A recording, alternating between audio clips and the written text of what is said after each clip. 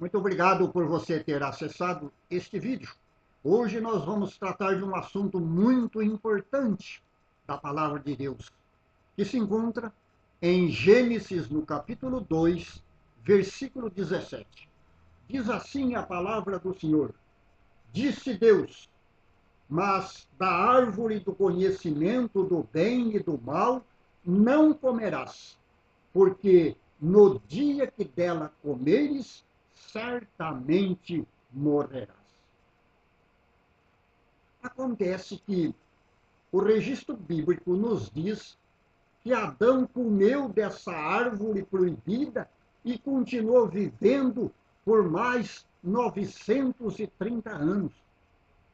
O que foi que deu errado? Deus não disse que no dia que comeres, ou seja, no ato que comesse, morreria. Ele diz: certamente morrerás. Ah, o nosso Deus é tremendo. Ele não falhou, não. Adão de verdade morreu espiritualmente. Preste atenção, meu irmão. Adão continuou vivendo normalmente como um ser humano qualquer, tomando decisões, fazendo escolhas, contudo, só no contexto humano. Espiritualmente estava morto, e um morto jamais poderá tomar decisões espirituais. Efésios, no capítulo 2, versículo 1, está escrito assim: Ele vos deu vida, estando vós mortos nos vossos delitos e pecados. O que Paulo está dizendo é que um homem sem Deus, ele está morto, e um morto jamais poderá fazer escolhas espirituais. Poderá sim fazer todas as escolhas humanas, mas decidir escolher servir a Deus, jamais. O texto escrito por Paulo é muito claro e de fácil entendimento. Um homem morto espiritualmente só pode ouvir, só pode entender a palavra de Deus depois de passar pelo milagre da ressurreição. Evangelho de João, no capítulo 5, versículo 21, diz assim: Pois assim como o Pai ressuscita e vivifica os mortos, assim também o Filho vivifica aqueles a quem quer. Veja bem, primeiro, a decisão com relação ao morto espiritual é exclusivamente decidida por Deus. E Jesus diz aqui: é Ele que vivifica a quem quer. Ou seja, é uma escolha que parte exclusivamente dele e não do homem. Portanto, não é o homem quem decide aceitar Jesus, como a gente ouve dizer por aí: o dia que eu aceitei Jesus. Não, não é o homem que decide aceitar Jesus, mas é Deus que decide aceitar o homem. E tem mais, ele só faz isso com os seus eleitos, com os seus escolhidos, cuja, cuja escolha foi feita antes da fundação do mundo. Veja um exemplo importantíssimo. Lucas, no capítulo 9, versículo 57 até o 62. Dois homens que não foram chamados por Jesus decidiram por conta própria seguir Jesus. Mas Jesus, conhecendo os seus corações, sabendo que eles estavam interessados em recompensas humanas, algo esse explorado por certos ministérios hoje, que faz encher as igrejas prometendo bênçãos, prosperidade e tantas outras coisas mais. Entretanto, Jesus respondeu ao primeiro: As raposas têm os seus covis, as aves dos céus têm ninhos, mas o filho do homem não tem onde reclinar a cabeça. Em outras palavras, dizia Jesus: não tenho nada daquilo que vocês estão procurando, que vocês estão interessados em mim.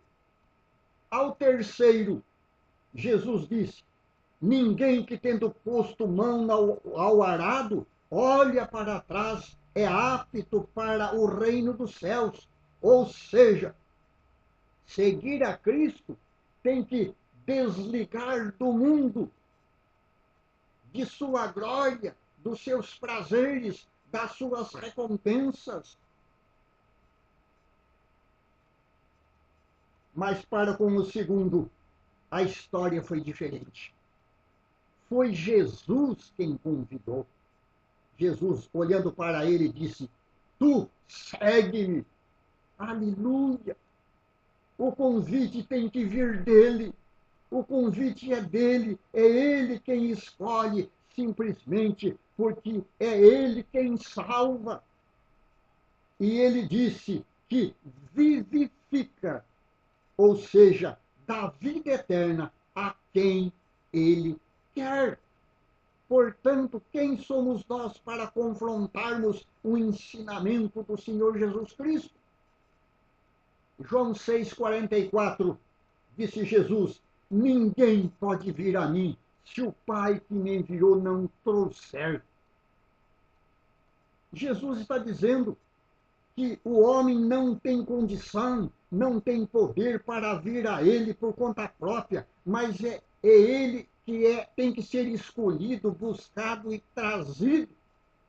A expressão trouxer no grego tem um sentido, um significado de aplicar força irresistível, descomunal sobre algo, como pegar e arrastar. Sabe de uma coisa? É isso que o Espírito Santo faz, meu irmão, com o seu eleito, com o seu predestinado.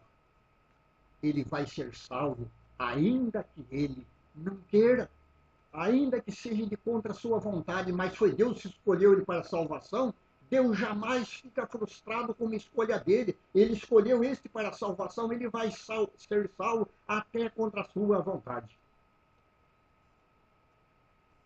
Efésios capítulo 1, versículo 4. Disse Jesus, disse a palavra de Deus.